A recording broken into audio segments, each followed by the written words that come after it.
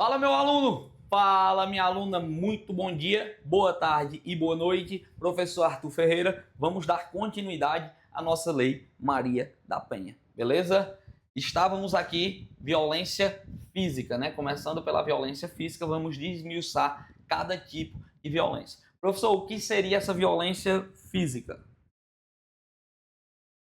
É qualquer ação, veja bem, ação. Cadê a omissão? Não tem. Omissão. Não. Qualquer ação que cause dano à integridade ou saúde corporal da mulher. Isso aqui é bater, chutar, tapa, empurrão, puxão de cabelo, estrangulamento, agressões com objetos cortantes e perfurantes. Beleza? É a violência física de fé e fato. É a lesão, na verdade, né? A lesão corporal física de qualquer fato. Não estou falando aqui de lesão leve, lesão grave, lesão gravíssima, lesão... Estou falando da violência física, qualquer tipo de dano à integridade, beleza? Qualquer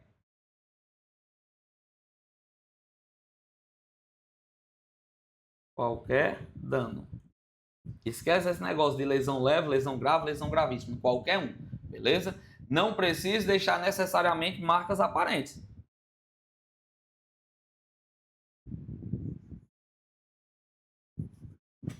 Não é necessário. É para isso que existe o exame de corpo de delito. Às vezes não fica aparente e a gente consegue verificar no exame de corpo de delito. Beleza? Violência física. Violência psicológica, professor. Conduta que cause dano emocional, diminuição da autoestima ou controla a vítima. É considerado uma forma de violência doméstica contra a mulher de acordo com a lei. Veja bem, aqui entra as ameaças, constrangimentos, humilhação, manipulação, isolamento, vigilância constante, né? Rapaz, eu tô vendo pra onde é que tu tá indo, pra onde é que tu tá voltando, isso e aquilo, e ciúme absurdo, né, que existe hoje. Pronto, seria basicamente isso, a vigilância constante. Não, bota câmera, bota o rastreador no celular, bota, né, manda a localização em tempo real. Tu acha que isso não entra também em violência? Cuidado, violência psicológica, beleza? O que mais? Perseguição, insultos, chantagem, ridicularização. Isso aqui acontece muito também, né? Inclusive existe um crime hoje que trata sobre a perseguição. É o cara que tem um namorozinho, namoro ou casamento, seja lá o que for, acabou o namoro e aí continua perseguindo, né? Perseguição. Continua perseguindo a mulher para onde ela vai, beleza? O crime de violência psicológica contra a mulher está previsto no artigo 147b do Código Penal. A pena prevista é de 6 meses a 2 anos, reclusão e multa. Então tem um crime específico para violência psicológica dentro do Código Penal. Lembra o que eu falei para você? A Lei Maria da Penha, ela não traz no seu bojo os crimes contra a mulher. Não, os crimes eles estão espalhados dentro do Código Penal, dentro das outras leis especiais, e a gente traz só a aplicação das regras que a gente vai estudar dentro da nossa lei. Beleza? Cafezinho?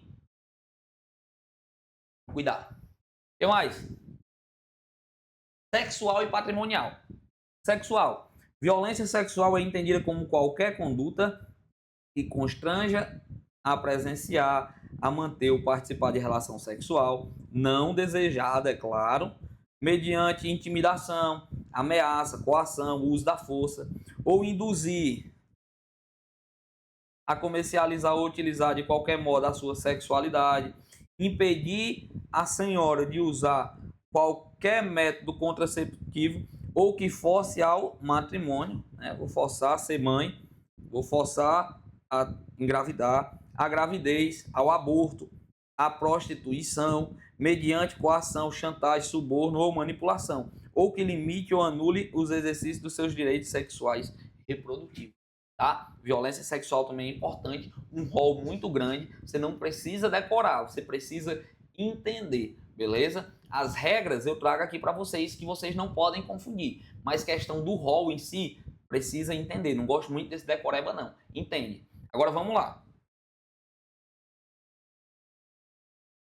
eu ver como é que eu faço para vocês aqui um exemplo para a gente poder trabalhar essa situação do sexual e do patrimonial. Patrimonial não, do psicológico, para vocês não confundirem. Vamos lá, revanche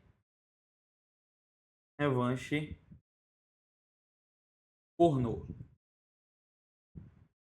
Revanche pornô. Eu quero saber o seguinte. Vamos lá imaginar uma situação. João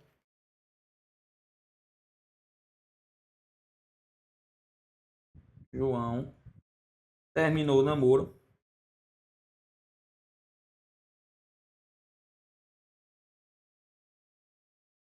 e intimida Maria dizendo que vai divulgar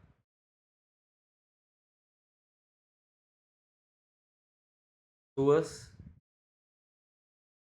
fotos. Já sabe que foto é essa, né? Pronto. Joãozinho terminou o namoro, né, com Maria. O bichinho terminou o namoro e aí ficou triste, ficou cabisbaixo, não queria terminar e tal. E aí ele tem a brilhante ideia. Peraí, tu quer me deixar, né? Beleza. Vou fazer o seguinte. Tu vai me deixar? Show. Eu vou divulgar os nudes que tu mandou pra mim naquele dia de madrugada, né? Vou mandar, sabe aonde? No grupo do Racha. Os caras aí já começam na risada, né? Que já sabem como é que funciona. Grupo de Racha, pelo amor de Deus. Parece que só tem tarado no grupo dos Rachas. Os caras só vivem. Você já sabe como é que funciona as figurinhas, né? Pronto. Não sei as mulheres como é que é, né? Não sei, mas vamos lá. O cara divulga. Maria, tu vai terminar comigo? Vai. Vou colocar aquelas fotozinhas que tu me mandou, tudo no grupo dos caras, ó. Vou espalhar. E aí ele tá intimidando, de certa forma, né? Dizendo que vai divulgar as fotos sensuais de Maria. O que é que eu te pergunto? Essa violência aqui, ela é sexual ou ela é psicológica? E aí? Ela é sexual ou ela é psicológica? Cara, gera muita dúvida. Gera muita dúvida. Tá? E isso aqui foi cobrado e muita gente acabou errando. Muita gente acabou errando. Tá? Presta atenção. Isso aqui, revanche pornô, é violência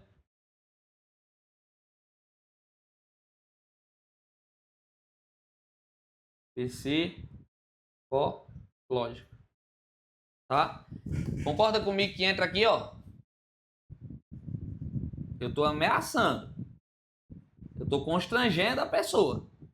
Beleza? É totalmente diferente. Agora, se ele divulgar, a história muda. E no final a gente vai ver um exemplo. Beleza? Eu tô dizendo que eu vou divulgar. Se eu divulgar, a história muda. Show? Mas leva isso para sua prova, que foi o que foi cobrado. Revanche pornô é o nome utilizado pelo tribunal, é violência psicológica. E a patrimonial, professor, seria o quê? É entendida como qualquer conduta que configure retenção, subtração, destruição, seja parcial ou total dos seus objetos, instrumentos de trabalho, documentos pessoais, bens, valores e direitos ou recursos econômicos, incluindo os destinados a satisfazer suas necessidades. Ah, beleza, você vai me deixar? Pois eu vou quebrar tudo. Né? Aconteceu isso comigo, um caso concreto. Eu fui para uma ocorrência, chegando lá, a mulher estava toda, fisicamente em si já dava para ver as marcas que houve atrito, houve agressão entre eles. E aí, quando eu cheguei, eu tive pena, velho, tive pena. Tipo, professor, se eu teve pena, né, que vocês entram pensando que polícia não tem pena. Tem, mas tem que ter, né? Senão não tem coração, aí é diferente. Mas vamos lá. Cara, eu cheguei, o salão da mulher tava todo destruído. Destruído 100%. Salão, coisa nova. Nova. Né? E ele, por ciúmes, acabou destruindo tudo. Violência física, porque ele bateu nela. E violência patrimonial, porque ele saiu quebrando tudo. Beleza? Então, quebrou, destruiu algum bem dela. Violência patrimonial. Beleza, professor? Vamos prosseguir. Violência moral. Para mim, uma das mais importantes. Uma das mais importantes. Violência moral é entendida como qualquer conduta que configure calúnia, difamação ou injúria. É o CAD, né? CAD, CAD, CAD. Calúnia, difamação ou injúria. Calúnia, difamação ou injúria. Beleza? Professor, o que seria calúnia? Divulgar que cometeu um homicídio sem provas. É eu dizer, Maria matou uma pessoa. Maria furtou, matou, furtou, roubou, beleza? É eu divulgar que ela cometeu um crime sem ela ter cometido. Injúria é eu chamar, por exemplo, ela de vagabunda. Eu fui ofender a dignidade ou decoro de alguém. Então, eu chamar ela de vagabunda, por exemplo, é uma injúria. Assim como a difamação, o exemplo, sair divulgando que a mulher trai o marido. Tá? Seria um exemplo. Calúnia, difamação ou injúria. Veja bem, existe uma situaçãozinha que foi cobrada e pode ser um peguinha aí que vocês não podem cair, tá? Que é dizer que a violência moral é a mesma coisa que um crime. Tá vendo que eu sou detalhista, né? Vocês já perceberam, vocês estão comigo aqui desde o início. Cozinha preta, coloca um C aqui, ó. Crimes contra a honra.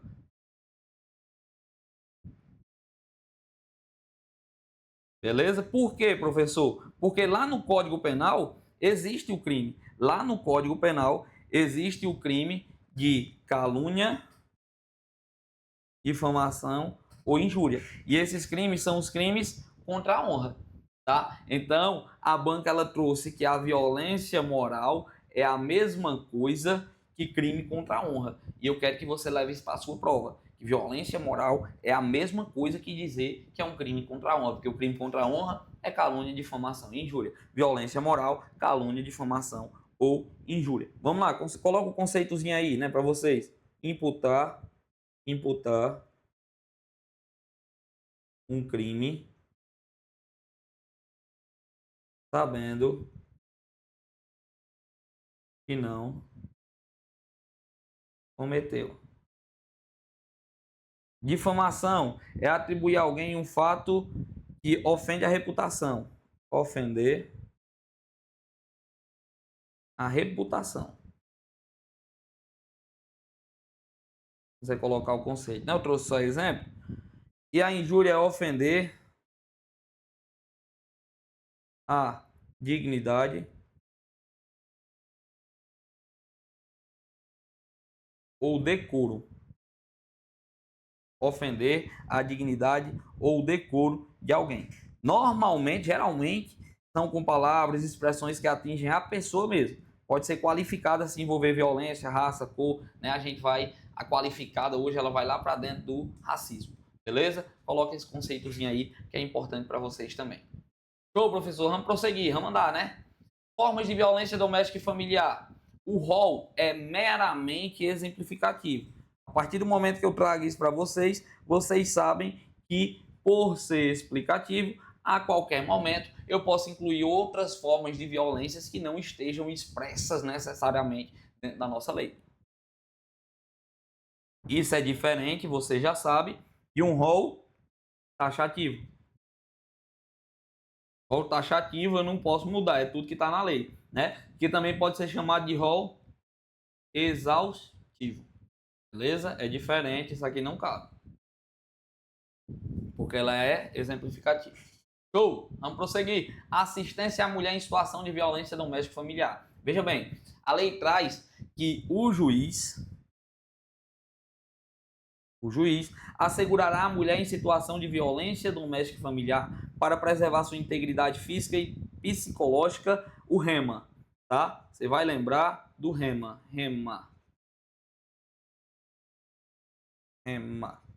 O que seria o REMA, professor? Remoção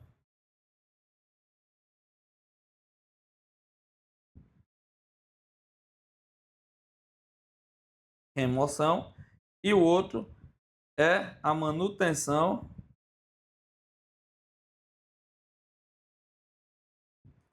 do vínculo trabalhista.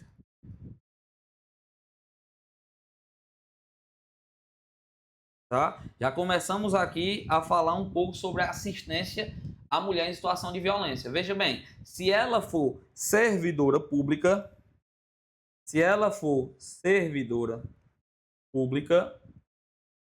ela tem direito à remoção.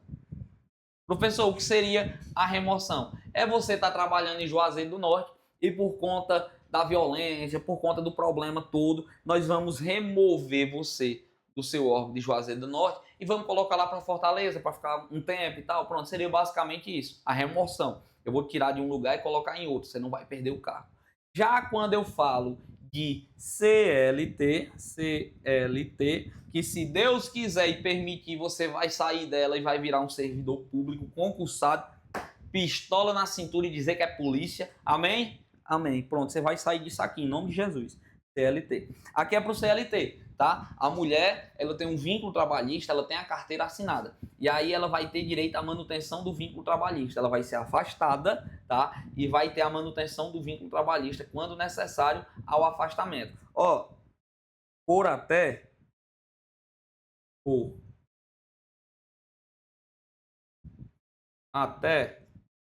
6 meses.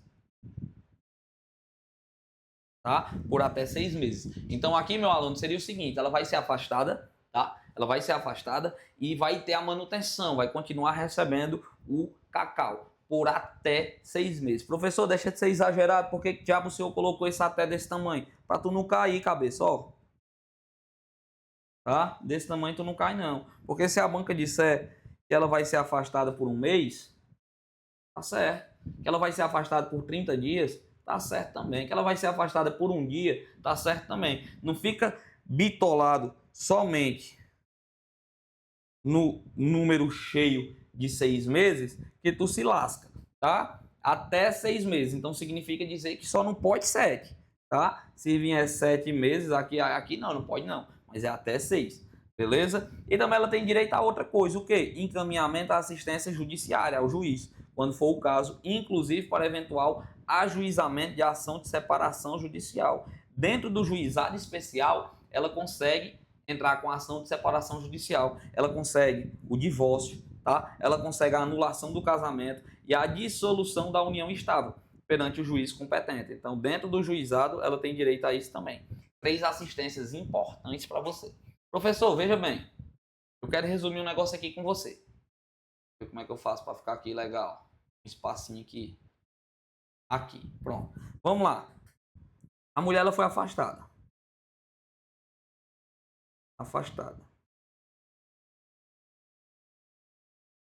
Por 3 meses. Tá? Ela foi afastada por 3 meses. A pergunta que eu quero fazer é: quem é que vai pagar o cacau? Quem é que vai pagar o dinheiro dela? E aí, o que é que vocês acham? O que é que vocês me dizem? Eita, eu tava escrevendo aqui, vocês olhando para mim, né? Vamos lá, tá aqui, ó. Pronto. A mulher foi afastada, tá? A mulher foi afastada por 3 meses. Eu acho que vocês viram isso, né? Manutenção por até 6 meses. Aí ela foi afastada por 3 meses. A pergunta que eu quero fazer: quem é que vai pagar o salário dela? Já que ela tem direito por até 6 meses. Quem é que paga o cacau, o salário? E aí eu passo para vocês, se liga só. Vai ser igual o auxílio doença. O auxílio doença. Primeiros 15 dias é a empresa. Então, os primeiros 15 dias, o patrão dela vai ter que pagar o salário e o restante, você já respondeu aí baixinho que eu escutei, INSS. Deu para escutar daqui, INSS. E é isso mesmo, eu quero que você leve para a prova dessa forma. Quem é que paga o dinheiro dela? 15 dias, a empresa, e o restante, o INSS. Beleza? Faz alusão ao auxílio doença. analogia em Bonaparte, né? Toma um café, vai, arregaça. Show? Vamos partir. O que mais? Prioridade de matrícula e sigilo. Veja bem, a mulher em situação de violência, ela tem prioridade de matrícula ou transferência dos seus dependentes em instituição de educação básica próxima do seu domicílio. Ela tem prioridade, beleza? Inclusive, uma das medidas é que ela matricule os seus dependentes independente de vagas. Então, ela tem prioridade aqui nas assistências e é necessária a apresentação de documentos comprobatórios do registro da ocorrência ou o processo de violência doméstica familiar. Porque aqui seria muito fácil. Vamos imaginar a escola da tua região aí, do teu bairro, que é mais concorrida, que todo mundo quer estudar lá. A mulher vai lá e inventa uma violência. Não, eu estou sofrendo violência doméstica, bota meus filhos aí. Não, beleza, ela tem prioridade, mas ela vai ter que comprovar. Então ela leva algum documento que comprove e beleza, ela vai ter prioridade. É direito dela, é garantia dela. Em relação ao sigilo, professor, os dados da ofendida e dos seus dependentes matriculados na forma do parágrafo 7, né, da matrícula aqui, serão sigilosos. O acesso será reservado somente ao juiz, ao MP e aos órgãos competentes. Então, vamos lá, os dados da ofendida só serão para o MP, juiz e órgãos competentes. Esses órgãos competentes seriam os outros órgãos que estão envolvidos no caso. Show! Cuida. Bora mais. Do atendimento pela autoridade policial. Você sabe, a lógica é o quê? Aconteceu a violência doméstica e familiar, depois a mulher, ela procura ou o MP, ou o delegado, ou o juiz. Né? Ela tem essas três situações aí que ela pode procurar. Vamos imaginar ela procurando o delegado. Tá? O que é que acontece? Tá aqui, ó. É direito da mulher em situação de violência doméstica e familiar o atendimento policial e pericial especializado. É direito dela. Tá? Ininterrupto e prestado por servidores, ó, preferencialmente. Cuidado, se a banca disser obrigatoriamente,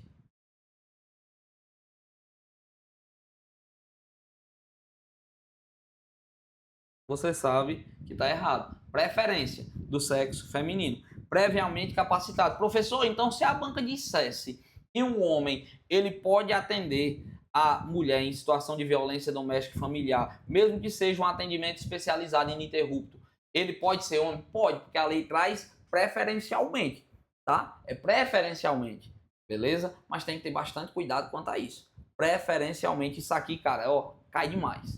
Cai demais de verdade. O que mais? No atendimento à mulher em situação de violência doméstica e familiar, a autoridade policial, você já sabe que isso aqui é o delegado, você já estudou lá em inquérito, se não estudou, você vai estudar ainda. A autoridade policial é o delegado de polícia. Ele deve, entre outras providências, tá? Entre outras providências, você já identifica que isso aqui possui um rol exemplificativo.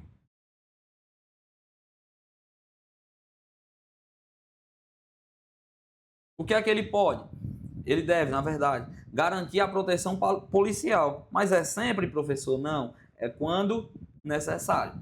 Comunicando de imediato ao Ministério Público e ao Poder Judiciário. Então, ele vai garantir essa proteção policial quando necessário. A banca costuma dizer que é sempre. Sempre garantir a proteção policial. Errado. Encaminhar a ofendida ao hospital ou posto de saúde e instituto médico legal. Né? É o primeiro passo. Depois do flagrante, por exemplo, se tiver flagrante, o primeiro passo é tu levar para fazer o exame de corpo de delito. Beleza? Ela vai para o hospital ou posto de saúde ou instituto médico legal para perforce. Fornecer transporte para o ofendido e seus dependentes. Para onde, professor? Para abrigo ou local seguro. Não é para qualquer lugar, não. E ó, não é sempre não que ele vai fazer isso, viu? Se a banca disser sempre de novo, ó. É quando houver risco de vida. Quando houver risco de vida. É diferente de sempre. Vou colocar para você não confundir. Ó, de novo, se necessário, professor, se necessário, eu sei o que é que você já vai dizer, não é sempre não, né? Isso aí mesmo, decore. Não é sempre, diferente de sempre. É, se necessário, ele vai acompanhar a ofendida para assegurar a retirada dos seus pertences do local da ocorrência ou do domicílio familiar. E depois ele vai informar a ofendida os seus direitos a ela conferidos nesta lei e os serviços disponíveis, inclusive o de assistência judiciária, para eventual ajuizamento perante o juiz competente de ação de separação, de divórcio, de anulação e de casamento e dissolução de união estável. Veja bem, meu aluno, ó, quando a vítima ela vai até o delegado, o delegado ele vai garantir todos os seus direitos, né? Garantir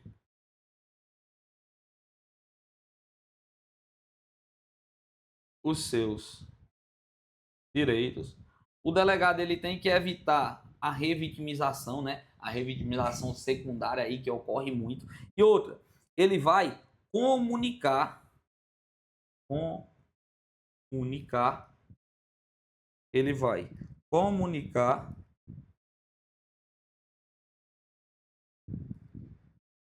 os seus direitos